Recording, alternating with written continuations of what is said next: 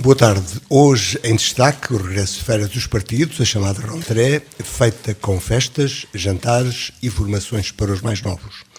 A IEL abriu com um jantar ao ar livre e discurso do Presidente. Em Armação de Pera, um jantar-comício em Lagos marcou a rentrée do Chega. O LIVRE voltou a organizar, ou volta, entre 9 e 10, portanto, ontem e hoje, primeiro dia que estamos no ar.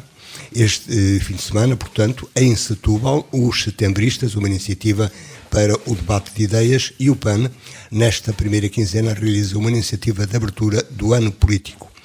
O BE realiza também este fim de semana em Viseu o Fórum Socialismo e o PS organiza a sua rentrée, ou está já organizado desde o dia 6 e até ao dia de hoje em Évora, com a Academia Socialista, com discurso de abertura do secretário-geral, António Costa, e terá o encerramento com o presidente Carlos César.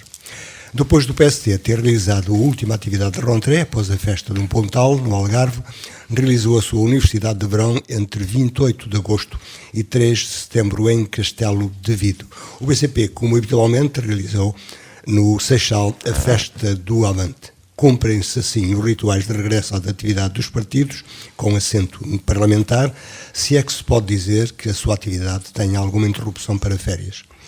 Como é sabido, o país tem um governo de maioria PS, sustentado por uma maioria parlamentar resultante das eleições antecipadas de janeiro de 2022, e foi um governo PS até 2021, sustentado então no Parlamento por PCP e BE, maioritariamente, e depois de janeiro de 2022, em maioria, que liderou a resposta à pandemia Covid-19, que ainda não acabou, lembre-se, e ainda a difícil situação económica, daí resultante, conjuntamente com a inclusão da guerra na Ucrânia e com o país, como a Europa, presentemente a recuperar a situação económica de mais equilíbrio e credibilidade nos chamados mercados e também a já anunciada reforma da saúde e de medidas que pretendem promover um maior apoio às camadas mais jovens do país e também um período pré-eleitoral para a Assembleia Regional da Madeira, que acontece este mês, e um ano pré-eleitoral para o Parlamento Europeu e além da abertura do ano escolar. No Conselho, a rentrée tem a marca institucional, com a sessão de setembro da Assembleia Municipal, também o final do programa de animação de verão, à espera da Feira da Ladra, às festas concelhias, este ano no segundo fim de semana do mês de outubro, prossegue a construção do Centro de Saúde, chega ao fim a época alta do movimento turístico, a diminuição da dívida municipal, conforme a informação do Presidente da Câmara na sessão de junho do órgão deliberativo municipal, e a abertura da discussão pública do programa de pormenor da Albufeira do Hermal 2023, neste segundo ano de gestão renovada da maioria PSD, agora sem CDS, num mandato já definido como de continuidade, onde o emprego e as dificuldades de fixação da população e o desenvolvimento continuam como objetivos do Executivo Municipal.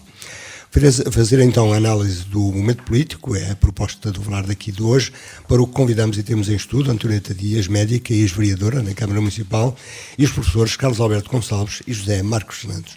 Boa tarde a todos, obrigado por terem vindo. José Marcos, começava por si. Desde 2022, no início de 2022, uma maioria, um governo, mas não um presidente. Estamos a ser governados por uma maioria. Sim.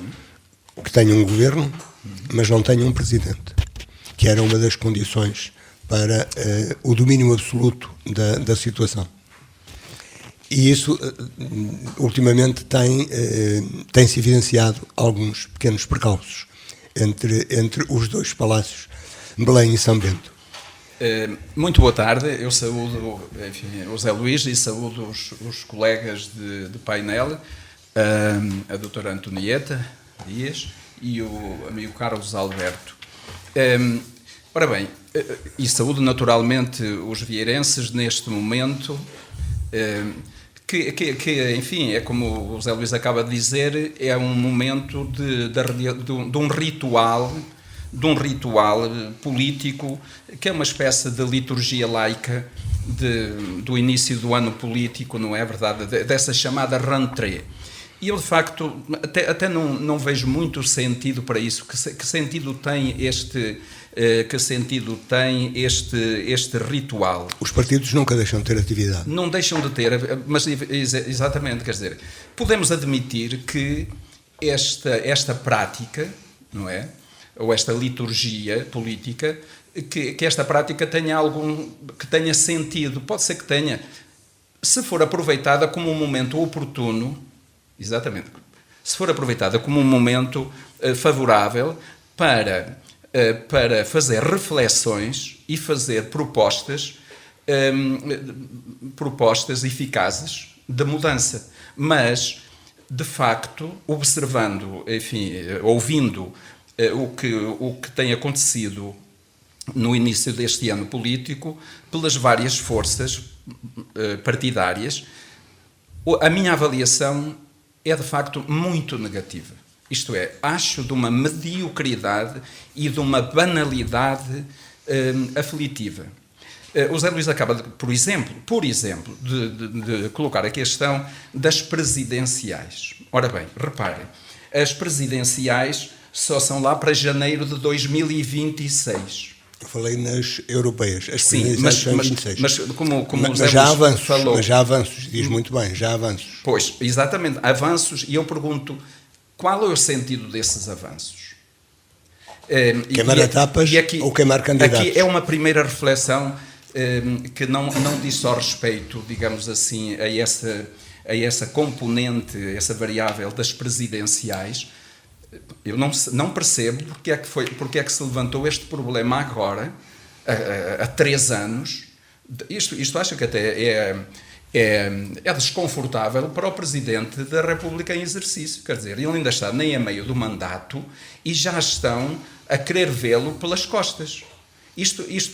Eu não acho isto saudável. Eu acho isto até um bocado doentio. E a questão é esta.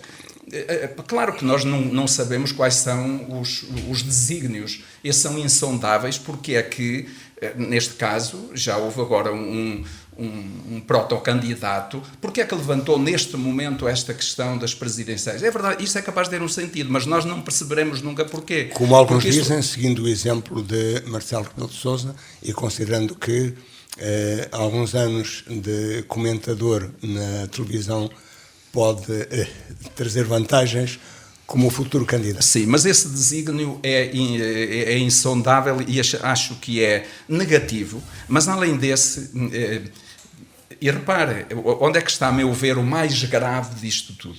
É que se anunciam candidaturas e se anunciam, digamos, propósitos de vencer. Houve um partido que disse: o nosso objetivo é vencer as europeias, não é? O outro disse: o meu objetivo é querer ser presidente. Mas é curioso que esta é uma confusão total do meio com o fim. Quer dizer, que sentido tem dizer que o nosso objetivo é vencer as europeias? Isto é confundir o fim com os meios. Porque vencer as eleições não pode ser uma finalidade. Vencer as eleições tem que ser um meio.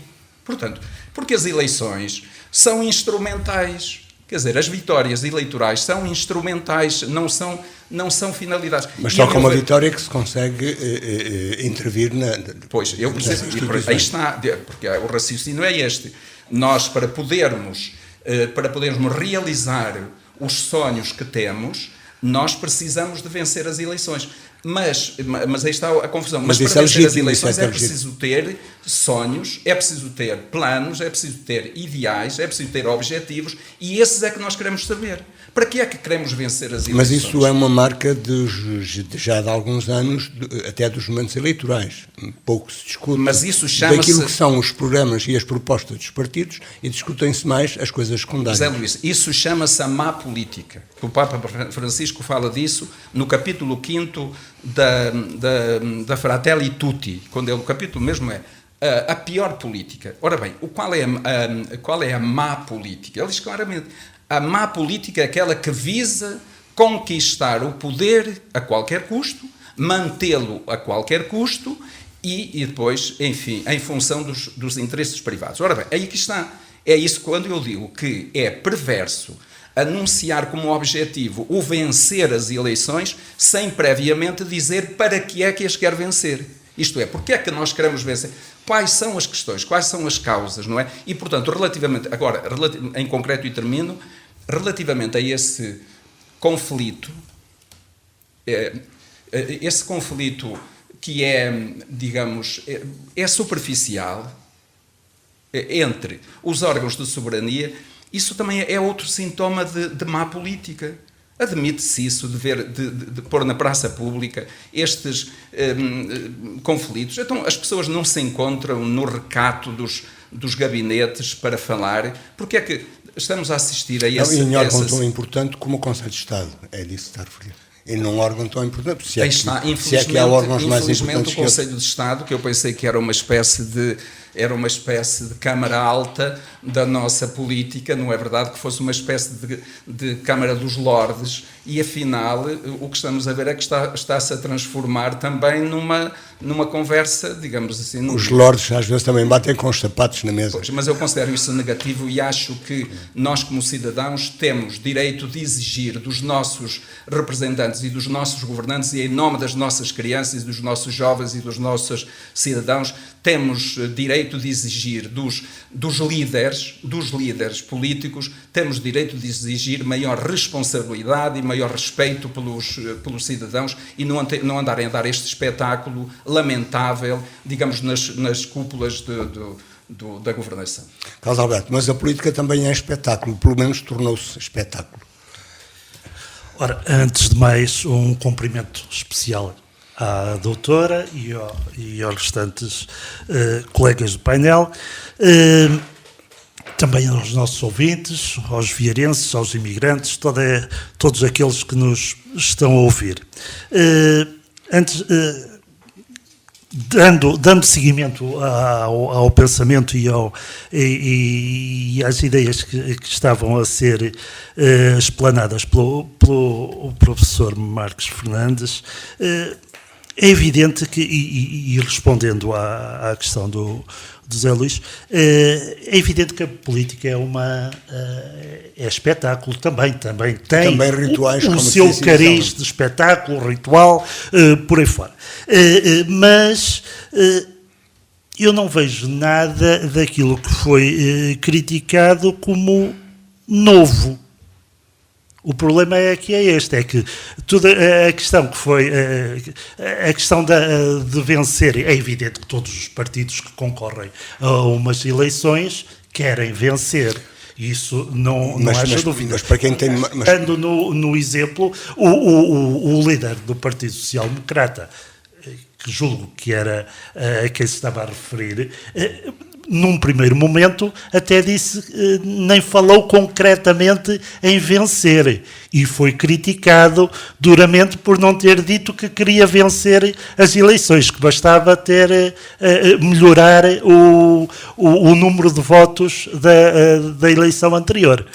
Foi criticado. Agora disse que queria vencer. Mas também são os chamados observadores, e até dentro do partido, que dizem ou vence ou perde, não é? Ou vence ou perde para o futuro aqui dentro do país. Claro. Agora, mas esta ideia, eu acho que não podemos censurar um partido querer vencer as eleições. Agora, se explica melhor ou pior o seu programa, as suas ideias, aí acho que já poderemos ter mais material para criticar, porque o que se vê ultimamente é que, temos o exemplo do partido que está no governo, com uma maioria absoluta, em que acha que não tem que se dignar a explanar, dar justificações daquilo que faz e daquilo que pretende. Mas não é isso que às vezes vulgariza, porque é que num Conselho de Estado um dos elementos tem que dizer porque não falou, se é que não falou. E em relação ao Conselho de Estado, eu também tenho esta opinião. Sempre que acontece um Conselho de Estado, nós sabemos no dia a seguir alguma coisa não foi esta também a primeira vez que soubemos o que se passou. Agora, o não respeitar os órgãos, é exatamente quando se abandona um órgão desses para ir ver um jogo de futebol. Isso acho que é um desrespeito. O falar ou não falar, se está amuado, se não está, se está contente, se não está, cada um acho que é livre de expressar nessa reunião a sua opinião ou não expressar. Também às vezes o estar calado também é uma forma de... O silêncio é uma resposta. Ora, mas de qualquer modo... O errado é vir cá para... Peço desculpa, só para terminar. O errado é vir cá para fora aquilo que não devia. Mas isso tem acontecido sempre. E não devia infelizmente, acontecer. Isto para... O Presidente da República. É por isso que eu estou a tentar perguntar-lhe isto. Quando fala que isto se tornou normal, mas não era normal há 30 anos. Não devia ser normal. Os chamados atores políticos tinham regras e cumpriam-nas. Nós temos aqui falado tantas vezes disso, da degradação que tem acontecido na política com o tempo. Degradação do Parlamento, degradação da ação de determinados partidos, degradação até das qualidades, fala-se. E da linguagem utilizada muitas vezes. Olhando para uma Assembleia como a Constituinte e agora olhando para a qualidade dos seus representantes neste momento. Portanto, nós temos falado nisso, nessa degradação.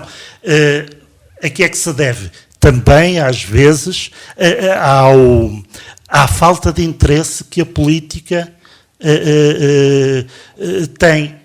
Porque leva as pessoas a não querer ou a ter esta visão da política como uma coisa má, em que só vai para a política quem não tem mais nada que fazer. Quem não tem mais nada que fazer, ou então é trapalhão e um mentiroso. Mas portanto, isso responsabiliza, como já temos falado. Estou a exagerar, é evidente. Sim. Mas esta ideia passa muito depois das pessoas. Mas isso responsabiliza, como já temos falado aqui várias vezes, os próprios partidos. Claro, responsabiliza o próprio cidadão que no momento eleitoral também faz essa escolha e responsabiliza os partidos que as opções que têm e as opções que colocam depois para cada cidadão poder fazer a sua escolha também não são, nem sempre, por mais que o cidadão queira, também não tem essa qualidade para poder depois votar. Falta-nos a chamada literacia política.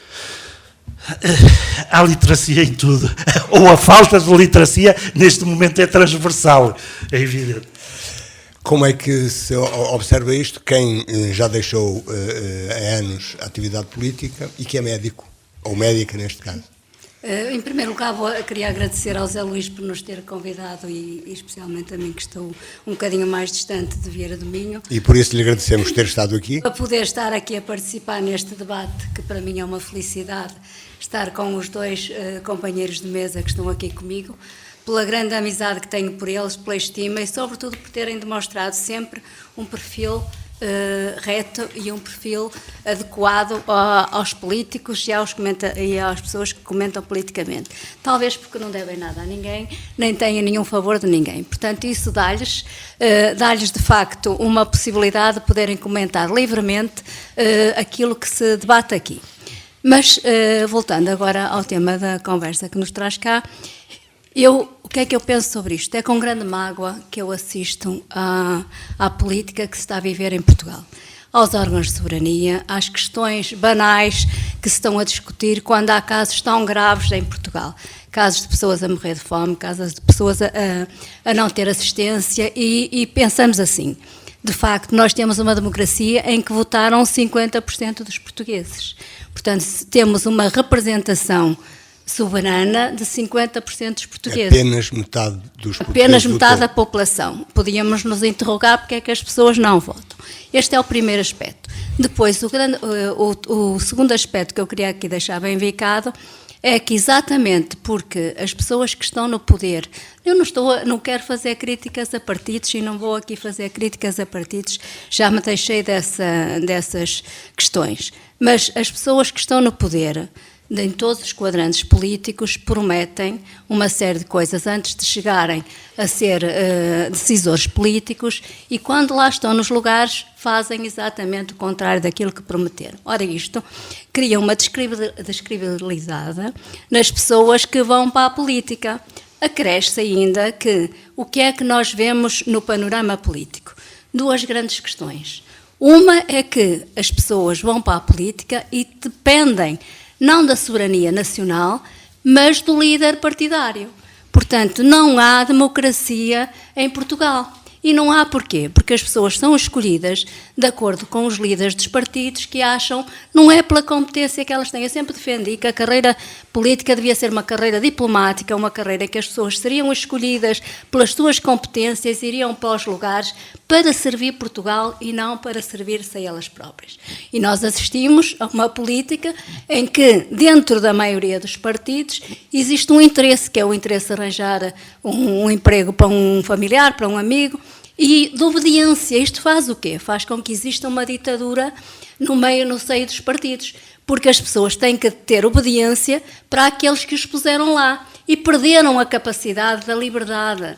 A liberdade é nós não dependermos de ninguém para podermos agir de acordo com a nossa consciência e sermos livres. Ora, esta liberdade é que deixou de existir, porque se nós verificarmos o que se passam desde as autarquias ao poder central, nós constatamos que as pessoas ou têm uma cor e são apoiadas por esse lado, ou não têm aquela cor e, portanto, no fundo, são afastadas desse meio onde estão a viver.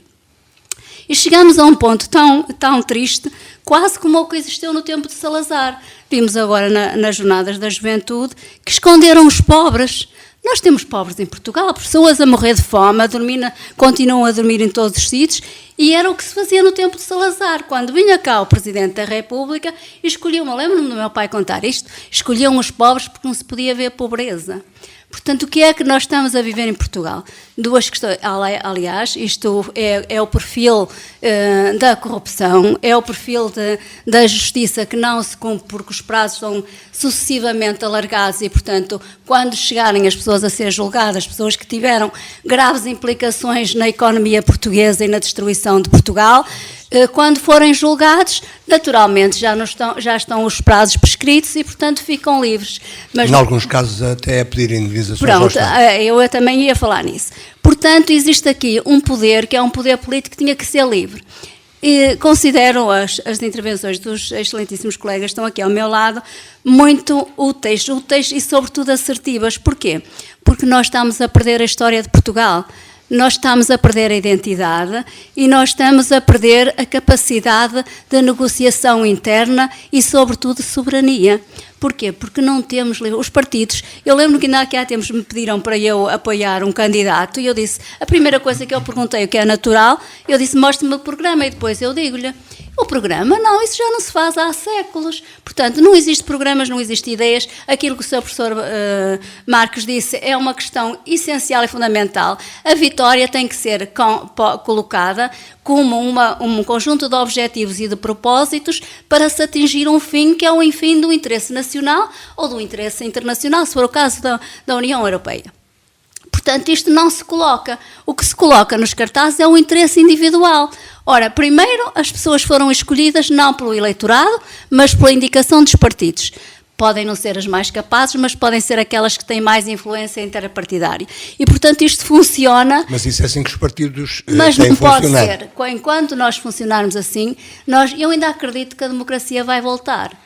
A democracia vai voltar e acredito nisso. Formalmente nós estamos numa democracia. Não nos esquecer, estamos numa democracia, estamos numa democracia com 50% dos votantes e com uma responsabilidade muito grande da parte dos portugueses, porque nós temos o dever de respeitar a democracia, de servir o Estado e de ser cidadãos livres. É isso que se chama democracia. E isso não acontece. Portanto, nós vemos... Mas como falou com tantas dependências, como é que as pessoas podem ser livres? Era isso que eu estava a dizer. Se a pessoa é indicada e depois ficar a dever o favor ao Presidente ou ao... Olha, eu não queria colocar aqui questões. Ficar a dever um favor ao partido que o elegeu lá, meteu o amigo, meteu a família. a pessoa nunca mais é livre. E depois ainda fica uma questão que é muito importante, que é a dependência mental que a pessoa tem em relação à sua situação pessoal. Ela nunca mais vai falar, nunca mais vai ser livre, nunca mais vai executar nada, porque sabe que depende de alguém que lhe criou ali um emprego ou que lhe criou ali uma situação de benefício. Ora, nós não podemos aceitar isto num regime democrático.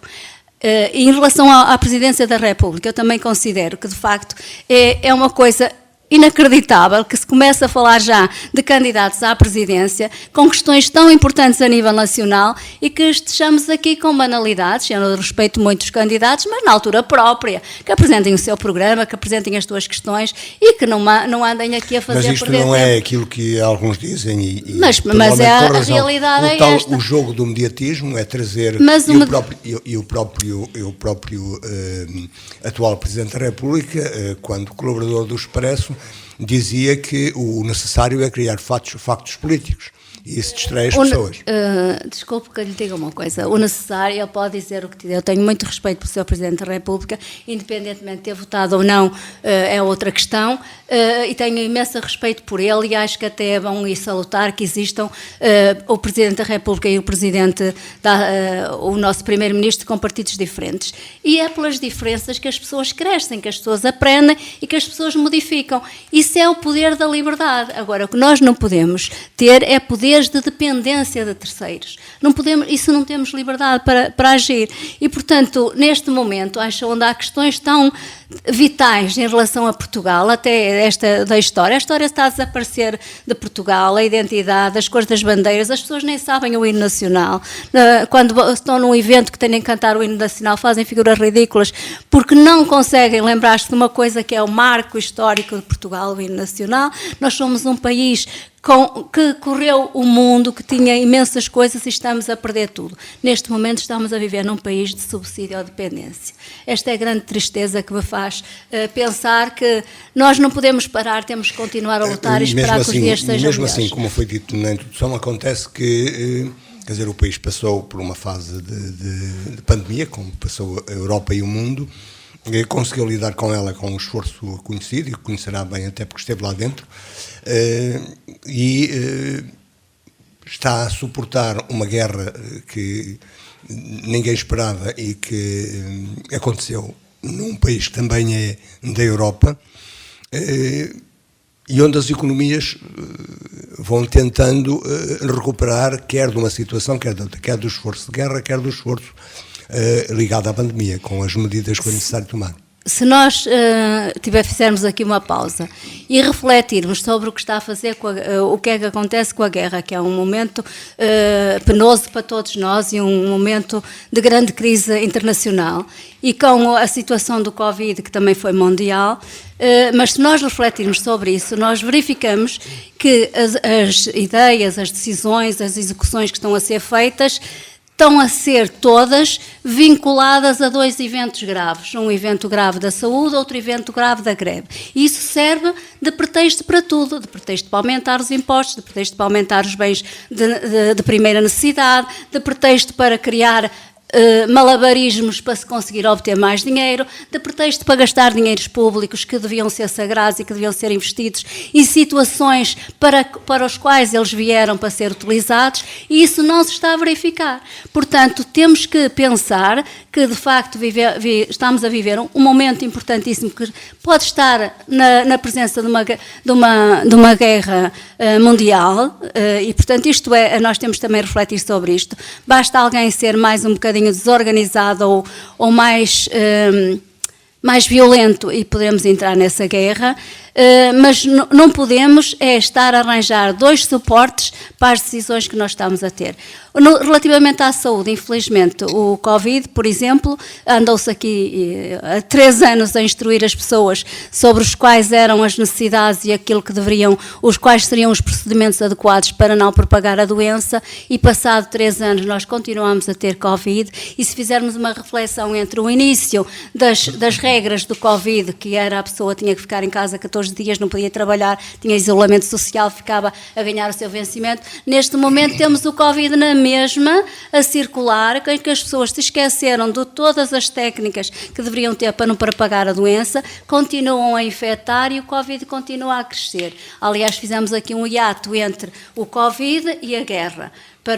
Parou-se o Covid, esqueceu-se, deixou-se tudo em tábua rasa e começamos com a guerra e daqui a pouco se vier outra coisa mais importante ou que dê mais mediatismo, nós vamos esquecer a guerra e passamos para a situação do mediatismo. Sr. Marques, duas situações para justificar opções, conforme dizia Antonieta Dias, quer no Covid e nos apoios que foram necessários para manter a economia a funcionar, e a guerra também, com o aumento de preços, a inflação, que chegou a ser de 10%, ou passar os 10%.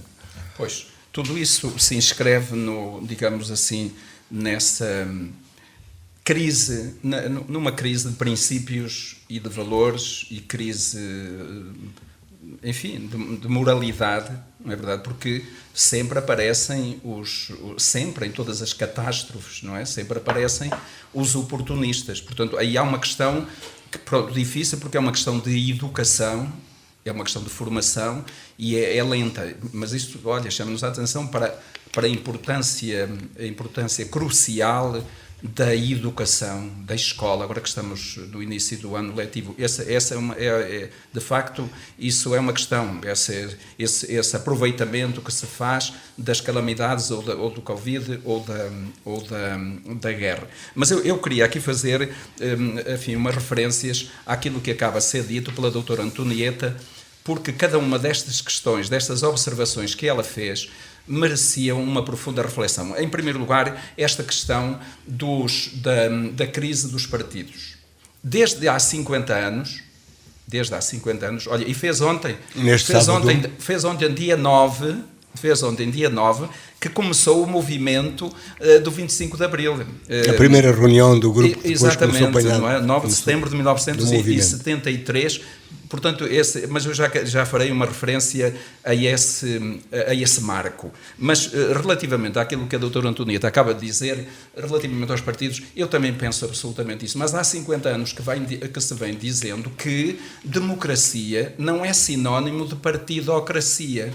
Portanto, mas os partidos são essenciais à organização da democracia. Os partidos são essenciais como organização das opiniões, enfim, dos valores, dos ideários, das representações que cada um tem. Mas isso não retira aos cidadãos a sua própria responsabilidade de existirem a sua cidadania. E de facto, se não houver, isto na sequência do que a doutora Violeta disse, se não houver um equilíbrio entre os donos dos partidos e os não dependentes dos partidos, quer dizer, entre os independentes e os militantes, isto corre sempre mal, quer dizer, porque corre-se o risco de o partido se fechar, não é verdade? Se fechar e criar aquilo que a doutora Antonieta diz, que é uma realidade, digamos assim, o clientelismo também chamado. E a subserviência, e a dependência, e a submissão. Mas isso também não serão ainda marcas do passado na nossa sociedade? Não, é do passado e do presente, porque claro, para conquistar o poder,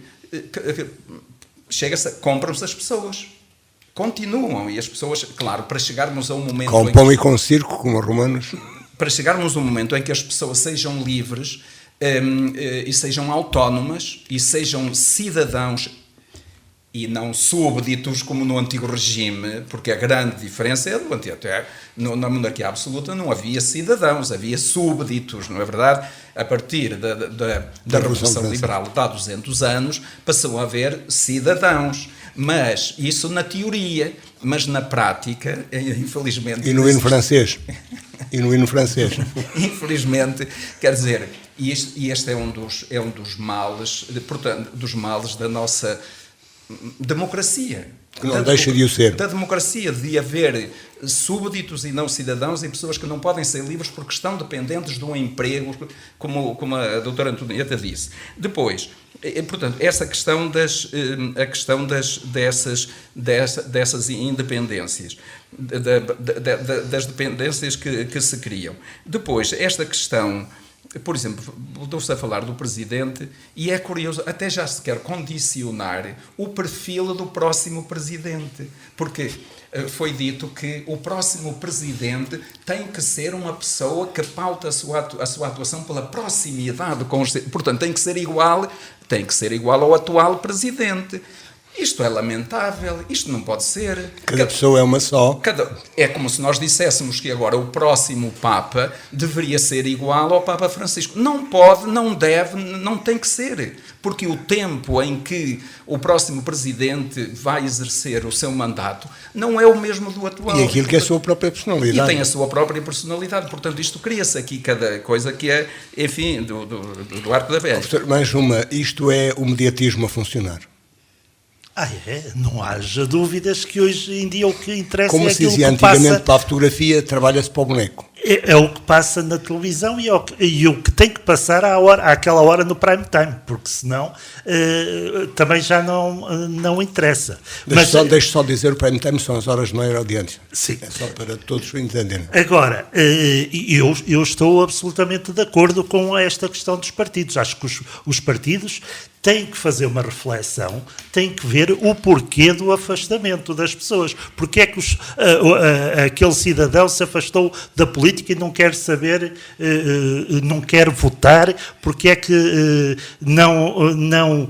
num dia de eleições prefere ir para a praia ou prefere ficar no sofá em casa e não concretizar um ato que foi reivindicado e que levou tanto tempo a conquistar e que agora não se valoriza. E curiosamente, lamentavelmente, com muita gente nova a exercer, com direito de voto a não exercer. E se fizermos esse estudo, é como o Zé Luís diz, a geração mais nova é aquela que se calhar menos interesse vê numas eleições. E que se tem manifestado ou em estudos feitos como pouco crente nas lideranças políticas. Não acredita nas lideranças, porquê? Porque acha que já está tudo, são todos iguais, os políticos são todos iguais, os partidos são todos iguais, zelam pelo interesse do aparelho. E aí a emergência de alguns, como a que chamam os populistas. Sim. Daí o que é que... Da frase extremos, curta, dita em voz alta e grossa... Começam a aparecer os mais radicais, ou ideias mais radicais, ideias mais extremistas, que se opõem, de certa forma, àquilo que foi construído ao longo destes anos de democracia. É evidente que a democracia nunca será perfeita. Nós sabemos disso. Sabemos que a democracia vai caminhando, vai sendo construída,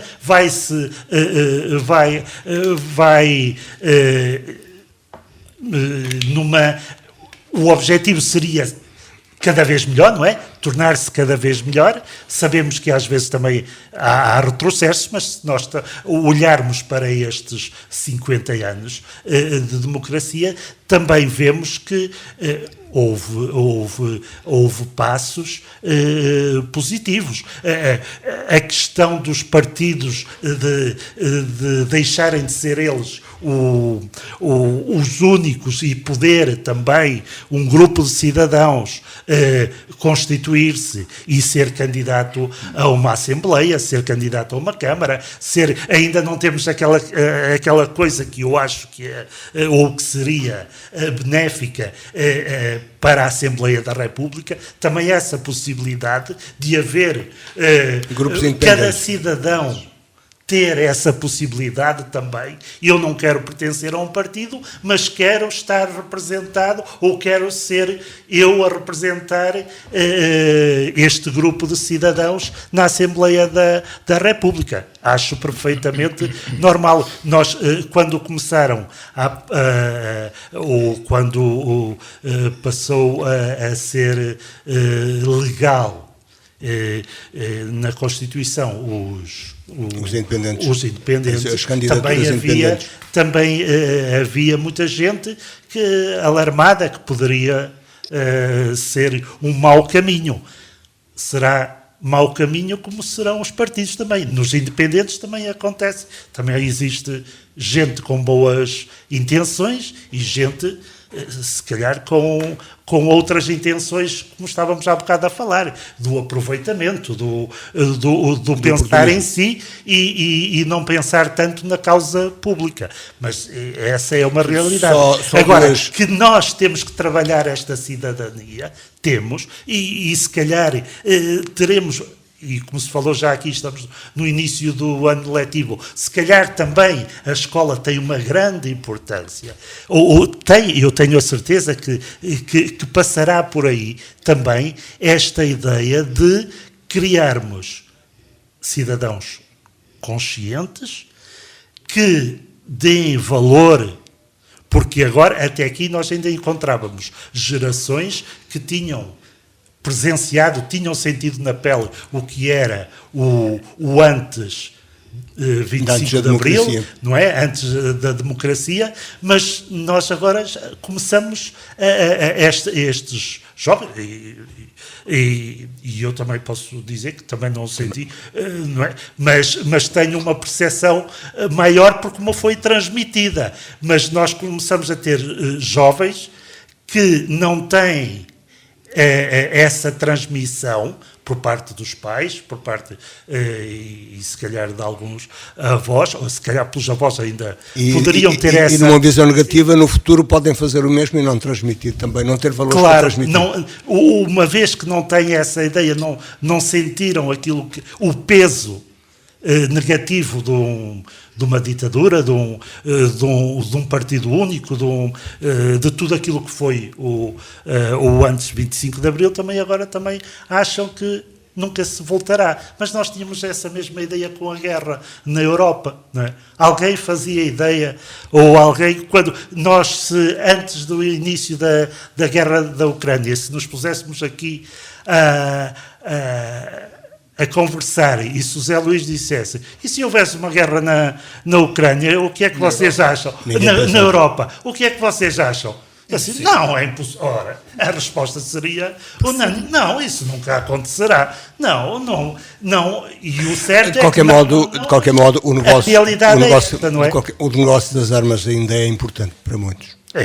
O negócio das armas é o que faz... não é a única, mas é uma das razões para a guerra. Mas é o que faz girar o mundo, digamos assim. Mas ainda temos 10 minutos aproximadamente para concluir. Ainda neste período, vamos entrar num novo modelo de saúde, é isso? Mas antes de entrarmos no novo modelo de saúde, as unidades locais de saúde, eu queria deixar aqui a reforma que vem para 2024. A minha reflexão sobre os jovens, porque eu contacto com muitos jovens, compreendo perfeitamente o afastamento dos jovens da política. Porquê? Um jovem, para se licenciar, demora alguns anos, as famílias tiveram muito sacrifício para o formar, e quando acabam a sua licenciatura, o que é que lhes é oferecido? Um salário ridículo, um salário de 800 euros, e eles ficam frustrados, as famílias ficam tristes e há uma desestruturação familiar. Eles vão procurar outro mundo. Deixam Portugal, nós investimos neles, as melhores cabeças que nós temos estão a ir embora. Os jovens adoram Portugal e adoram a família, mas veem-se na necessidade de irem para fora, e o abandono é total, e nós ficamos com Portugal, com as pessoas mais velhas, e os novos desapareceram, e falta o elo de ligação forte entre a família e os jovens. Os jovens passam a vida a deslocar-se de um sítio para o outro, têm outra mentalidade em relação à sua forma de trabalhar, eles não pensam na reforma, eles pensam assim, neste momento eu tenho que trabalhar, posso estar um ano aqui neste país, depois vou para outro, depois chego, e esta situação é uma situação completamente vivenciada pelos jovens como uma angústia que eles têm daquilo que estão a passar. E nós não podemos captar pessoas deixando estes génios, estes jovens, ao abandono, mandá-los embora, é praticamente mandá-los embora, eles desaparecem todos. Todos aqueles que eu conheço, e conheço muitos, acabam de se formar, vão embora. e nós permitimos que isto seja feito. Este é um aspecto. Quanto à parte da saúde, portanto, e eu compreendo que eles até nem acreditam, desculpem ainda voltar atrás, que não acreditem na política, porque a política não lhes ofereceu absolutamente nada, nem estabilidade. A não ser a formação. Nada.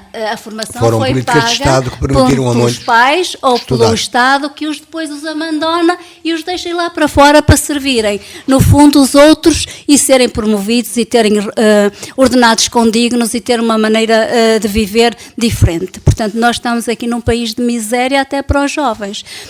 E isto é muito mau, este reflexo nunca mais o vamos recuperar e quando acordarmos, se calhar é tarde demais. Não é pessimismo a mais? Não é pessimismo a mais, é a realidade.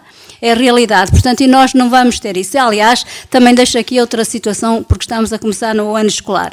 Nós nunca tivemos tanta contestação em Portugal de todas as classes profissionais. Os professores têm sido um exemplo de dedicação a uma causa de formação, a uma causa de condições dignas e têm sido, como todos sabemos, afastados das suas reivindicações, porque ninguém acredita neles.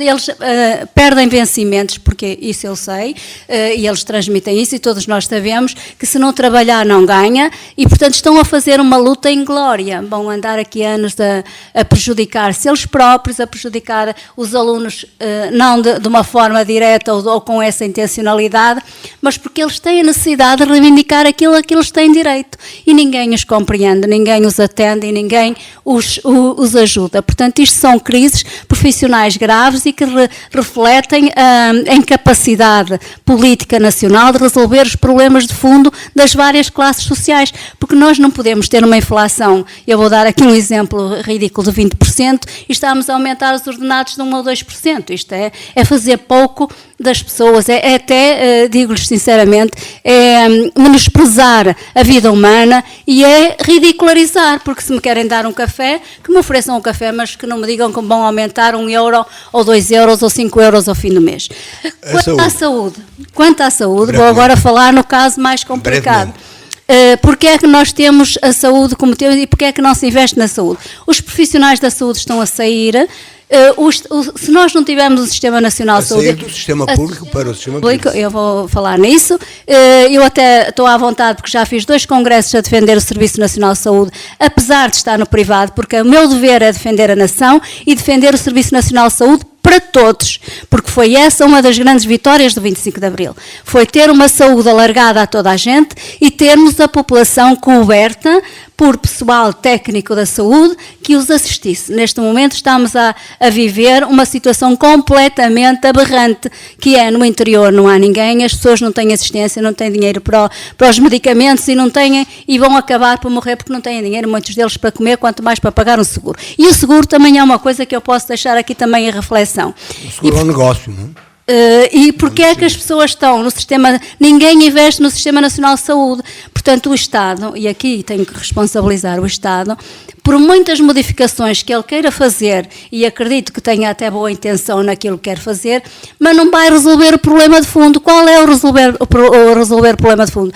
É fixar os profissionais, criando-lhes as condições e dando-lhes dignidade a cada uma das carreiras profissionais. Deixe-me só perguntar-lhe, porque vivo nisso há muitos anos, mas nós tivemos, foi considerado não só aqui em Portugal, um dos serviços nacionais de saúde de referência melhor organizados da Europa. De referência mundial. E nós agora chegamos ao cúmulo de que não temos medicamentos, não temos vacinas. O Plano Nacional de Vacinação, que nós tínhamos 99,9% de todas as crianças e de toda a população coberta pelo Plano Nacional de Vacinação, e agora não temos nem vacinas. Algumas vacinas desapareceram do mercado.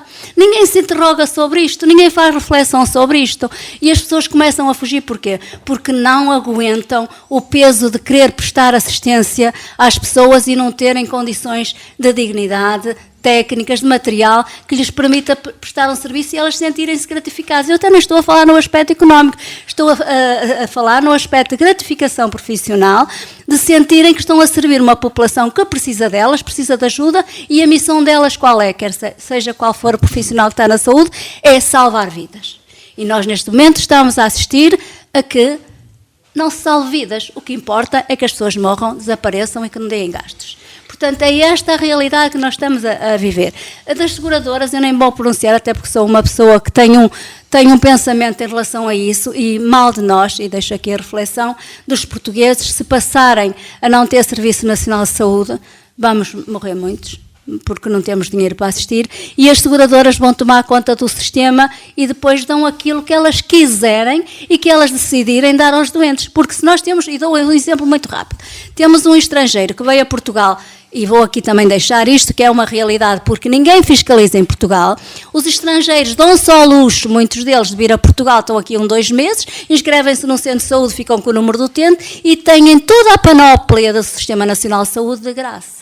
E os portugueses não têm médico assistente. Portanto, nós estamos a assistir a este desvirtuamento do Sistema Nacional de Saúde. Eles chegam, ainda outro dia, dão só ao luxo de estar em Portugal, vêm, fazem as consultas, têm assistência, levam os medicamentos de graça e vão outra vez para o país de origem. Porquê? Porque isto de Portugal não controla a saúde e está cada vez pior. Algo vai mal no Reino da Dinamarca, que neste caso é Portugal. Esta última intervenção da nossa querida doutora Antonieta, digamos, aparentemente assim um pouco, está a ver, olhou muito para o copo meio vazio. Meio vazio, não é? E pronto, isso é uma boa metáfora que se usa. Sim, já sabemos que as pessoas se dividem em 2 categorias, os que veem o copo meio cheio e os que veem o copo meio vazio. Mas eu acho que também é também importante olhar para o copo, quer dizer, porque não é só isto é, temos que olhar para o todo. A qualidade do copo. Não, e o tamanho do copo, e a estrutura do copo. E a sua capacidade. E a capacidade do copo. Pois, e aí é que é o problema, é a realidade. Mas a doutora Antonieta também acabou por apontar alguns aspectos positivos e, por exemplo, nisto da saúde, isto é bem verdade. Eu tenho uma filha na Inglaterra e uma netita e ela vem aqui tratar aqui em Portugal porque verifica que, de facto, tem aqui, por exemplo, a nível da pediatria, melhor serviço do que ela tem lá na Inglaterra. Portanto, há aspectos muito importantes. E sobre isso eu também tenho uma ideia que acho, doutora Antonieta, que é também há um déficit, um problema gravíssimo de organização no serviço. Passei uma noite na sala de espera de internamento no hospital público e não tive uma almofada. E foi-me dita pela funcionária, olha, não temos almofadas suficientes para todos. Estavam para aí 100 pessoas naquela sala e ela lá me arranjou marfanhou para lá um lençol e meteu debaixo. E eu fiz esta reflexão, isto não é falta de dinheiro. Isto não é... E um senhor que esteve ali toda a noite porque tinha um corte, e era aqui de Cantelães, passou lá à noite porque cortou-se com vidro e esteve toda a noite porque não encontrou aqui na Vieira do Minho para curar, e passou ali a noite e de manhã fez esta reflexão, isto parece-me um barracão em Angola há 48 anos, quer dizer, e eu pensei assim, então mas o administrador ou alguém por ele não passa nestas periferias, como diz o Papa Francisco, é preciso sair dos gabinetes e ir às periferias verificar a situação. E portanto, fico também muito com esta ideia que além, digamos, da falta de recursos, há também um déficit enorme de organização. Mas também que tem-se percebido isso, também de insatisfação de quem trabalha no Serviço Nacional de Saúde. E tem razão, por falta de compensação. José Luís, eu verifiquei naquela noite, eu digo, como é que estes médicos e estes enfermeiros que estão aqui toda a noite a ouvir os gritos destas pessoas que deveriam estar num quarto de isolamento, a gritar toda a noite, eu digo, com que cabeça vão chegar estes médicos que estão a fazer relatórios das ocorrências ali, com que cabeça eles vão chegar de manhã. Mas eu queria, se calhar para terminar, José Luís, o seguinte, nós acabamos de ter em Portugal uma oportunidade que nunca mais haverá. Nem daqui a 1000 anos teremos mais uma Jornada Mundial da Juventude. Eu queria fazer isto, apesar de estar agora aqui assim um bocadinho incomodado com uma referência que a doutora Antonieta fez relativamente a essa, não sei se é real, tentativa de esconder os pobres. Porque se o Papa Francisco souber isso, ele fica danado com isso, não é? Porque ele foi eleito, diz que quando foi eleito e se levantou para ir tomar posse, que um colega que estava ao lado puxou-lhe lá pela batina e disse: não te esqueças dos pobres. E uma das grandes causas do Papa Francisco é o grito dos pobres ao lado do grito da terra. Mas onde nos deixarão ver será isso. Eu queria dizer o seguinte, Eu tenho muita pena que este acontecimento da Jornada Mundial da Juventude seja rapidamente esquecido. E não tenho dúvidas de que há até grupos organizados que estão interessados em que aquilo que aconteceu em Lisboa e as mensagens que ali foram dadas e aquilo que ali aconteceu, que seja esquecido. Porque a doutora Antonieta falou muito bem da questão dos jovens. A primeira, digamos, impressão com que fiquei e observação foi a seguinte: ver aquele 1,5 milhão de jovens à volta de uma figura debilitada, e eu fiquei com a sensação que esta juventude sofre de orfandade. Isto é, de não ter à sua frente, em todo o lado, se calhar até na família, se calhar até na escola, se calhar até na sociedade, ter estas referências, ter estes líderes que lhes deem confiança e esperança. Mas só para acentuar, por exemplo, é claro que nós podemos dizer isso, mas isso dito por aquela figura, naquele contexto e com aquele eco, de dizer o que o Papa Francisco disse: o único momento em que é lícito a alguém olhar de cima para baixo para o outro é para o levantar. Isto merecia uma tese de doutoramento, quer dizer, se os líderes metessem na cabeça isto era extraordinário. E a outra coisa que queria dizer é o seguinte: já há bocadinho fiz a referência ao 25 de Abril. Só que há a urgência, como nós dissemos inicialmente, há a urgência de vencer eleições, pois, mas agora há a urgência de chegar à liderança. Estamos, e por esse Portugal, está já em preparação a celebração do 50º do 25 de Abril. Ora bem, este parece-me que deveria ser um espelho, um quadro e um espelho, a que todos, mas a começar se calhar pelos governantes, pelos mais responsáveis, um espelho a que se deveriam ver e confrontar as propostas que estão a fazer.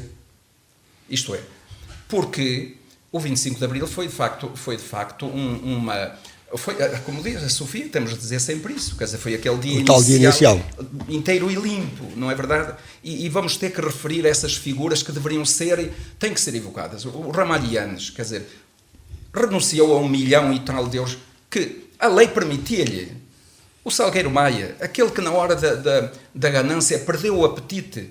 E isto tudo tem que ser dito, mas por isso é que eu estou preocupado como é que vai ser celebrado o 25 de Abril. E com que cara é que muitos de nós e muitos governantes, e considerando os comportamentos que tiveram, como é que eles vão olhar para o 25 e como é que se vão sentir?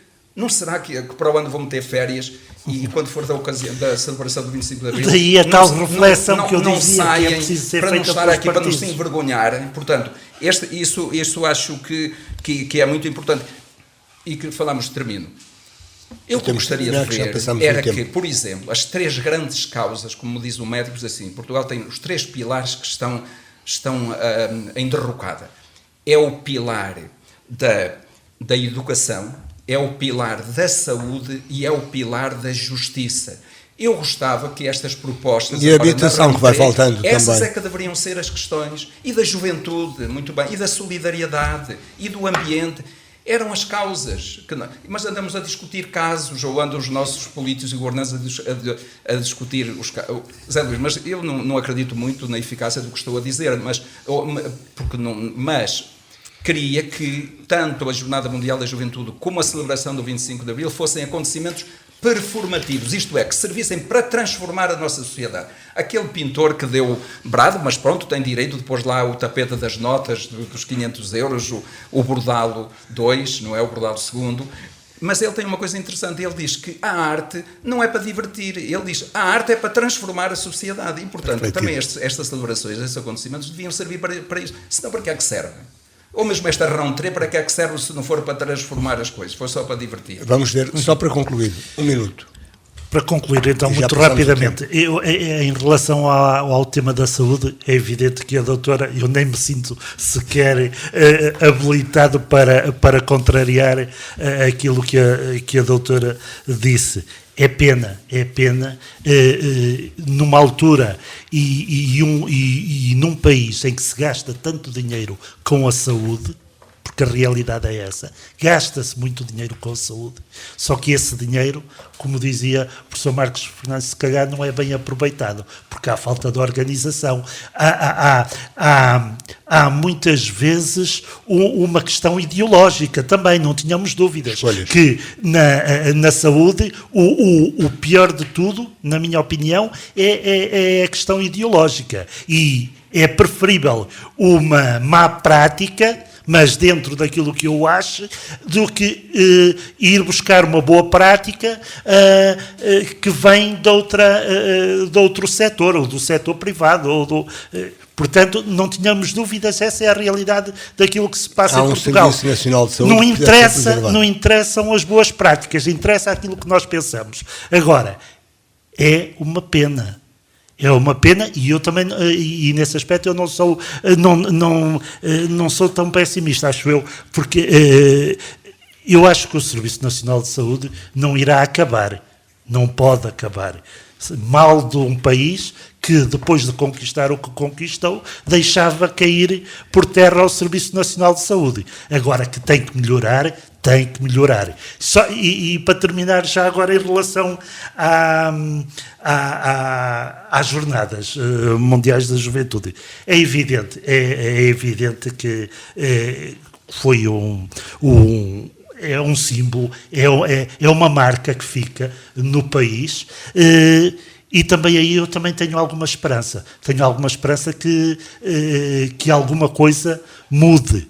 E tanto é que o próprio Papa Francisco, com as suas influências, levou a que fosse criada uma cadeira, a que chamaram Economia de Francisco e Clara, que já ou vai iniciar este ano, e que trata, digamos assim, daquilo que é essencial, daquilo que é a nossa casa, da casa comum, como ele diz, e da casa que nós temos que deixar, que é o nosso planeta, para os vindouros. Tal e qual como foi recebida por nós, a nossa obrigação era deixá-la melhor.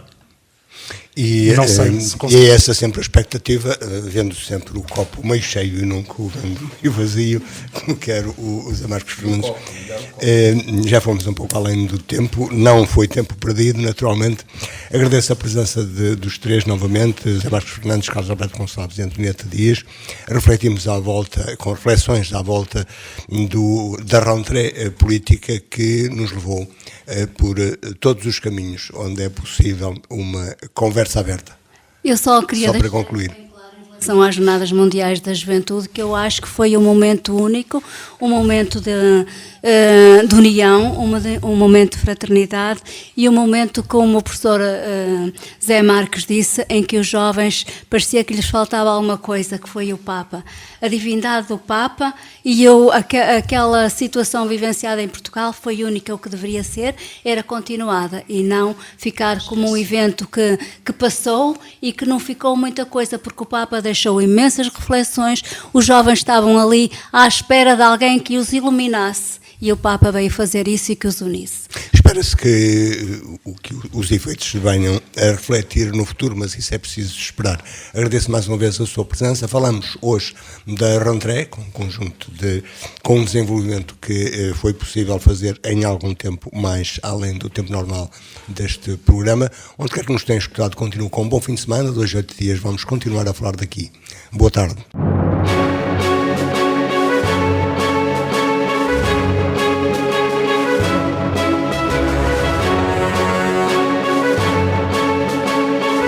Daqui, a região em foco.